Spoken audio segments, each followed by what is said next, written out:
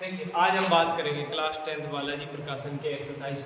10.1 के प्रश्न संख्या 7 की। पिछले वीडियो में हम लोगों ने 1 से लेकर के 6 प्रश्नों को हल करवा दिया था। आज देखेंगे प्रश्न संख्या 7 को दिया गया है कि एक वृक्ष जिसकी ऊंचाई 15 मीटर,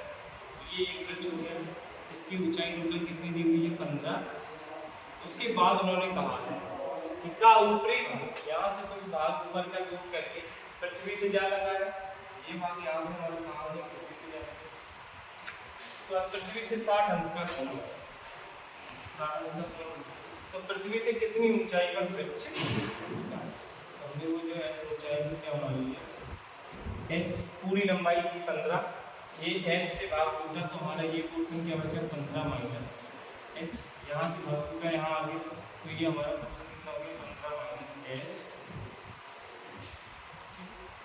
ये ऊंचाई अपनी क्या होगी 15 माइनस,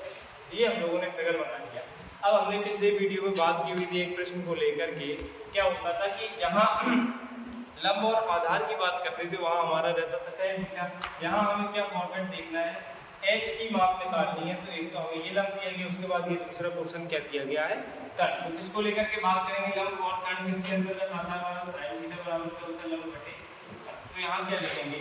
sin थीटा, थीटा की वैल्यू क्या दी हुई 60 बराबर में लंब हमारा क्या है h, और कर्ण की जो वैल्यू हम लोगों ने निकाली वो क्या है 15 माइनस ठीक। sin 60 की वैल्यू पता है √3/2 बराबर में h अपॉन 15 माइनस 3 गुणा कराएंगे तो का ऐसे 2h बराबर में इसका 15 का √3, 15 √3 माइनस √3h, h वालों को एक साइड लिखेंगे √3 है, दूसरी साइड से इस साइड प्लस का आ गया 15 इनमें से हमने h को कॉमन लिया तो बचा 2 प्लस के √3 बराबर में क्या है 15 में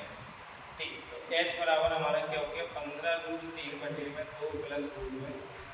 15 गुणा में √3 की वैल्यू में पता है क्या होगी 1.73 बटे में इसको लिखेंगे 2 प्लस 1.73। इसके बाद बात करेंगे तो 15 को 1.73 2 से गुणा करवाएंगे तो क्या निकल के आएगा 25.98 अपॉन में इसको जोड़ेंगे तो ये हो गया 3.73,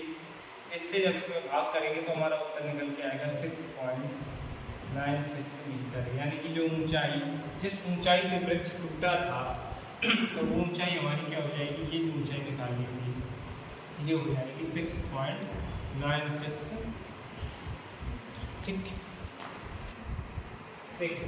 अब बात करेंगे प्रश्न संख्या 8 की। कह रहा है कि एक सीढ़ी एक ऊर्ध्वाधर दीवार पर इस प्रकार रखी जाती है कि दीवार की चोटी तक पहुंचती है, सीढ़ी का पाद दीवार से 1.5 मीटर दूर है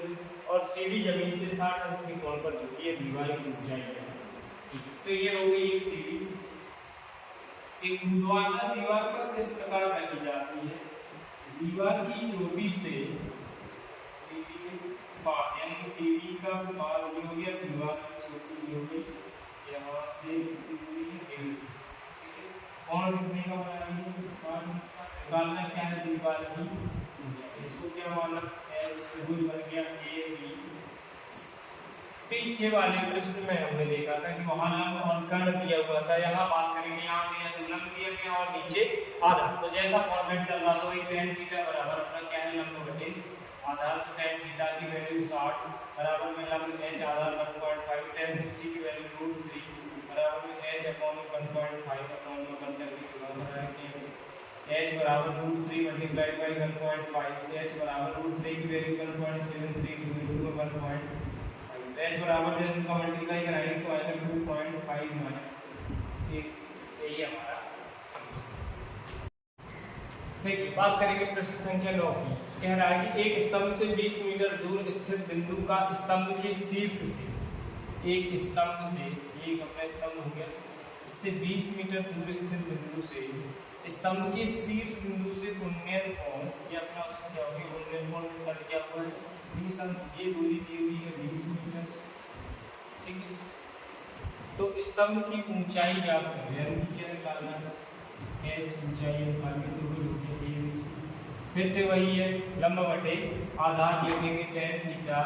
बराबर में क्या है लंब बटे आधार, थीटा की वैल्यू 30, लंब क्या दिया हुआ है h बटे में आधार 20, tan 30 की वैल्यू बनवाए √3 बराबर में h बटे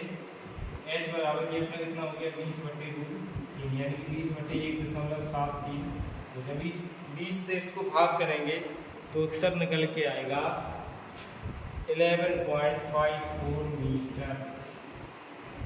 इसको जब 1.732 से 20 को भाग करेंगे तो उत्तर क्या निकल के आएंगे 11.54 मीटर। देखिए अब बात करेंगे प्रश्न संख्या 10 की। कह रहा है कि एक गुब्बारा 215 मीटर लंबी तार से बना है। ये अपना गुब्बारा की इसकी लंबाई कितनी होगी 215। उसके बाद कह रहा है कि 36 से 60 अंश का कोण बनाता है। तो जमीन से ये कितना 60 अंश का कोण बनाता है। गुब्बारे की जमीन से ऊंचाई ज्ञात करो, यानी कि ये निकालना है कि जमीन से गुब्बारे की ऊंचाई। यदि यह माने कि डोरी में कोई ढील नहीं। अब इस प्रश्न में फिर से बदलाव हो गया, यहाँ लंब और कर्ण को लेकर के बात कर रहे हैं। तो क्या हो गया sin थीटा बराबर में लंब बटे तो sin थीटा की वैल्यू sin 60 बराबर लंब कितना है h, कर्ण कितना है 215। sin 60 की वैल्यू 3/2 बराबर में h बटे 215। इसके क्रॉस मल्टीप्लाई कराएंगे तो 2h बराबर 215 गुणा में √3, यानी कि h बराबर 215 गुणा में √3 की वैल्यू 1.732 बटे में 2। इस 2 से या इनको मल्टीप्लाई करा लें 215 को 1.732 से, तो ये अपना हो जाएगा 372.382 से भाग करेंगे तो 1 2 16 दूसरे 12 186.19, यानी कि गुब्बारे की जमीन से ऊंचाई निकल के आई हुई 186.19 मीटर। ऐसे और वीडियोस पाने के लिए आप लोग हमारे चैनल को सब्सक्राइब करें, लाइक करें और हमसे जुड़े रहने के लिए धन्यवाद।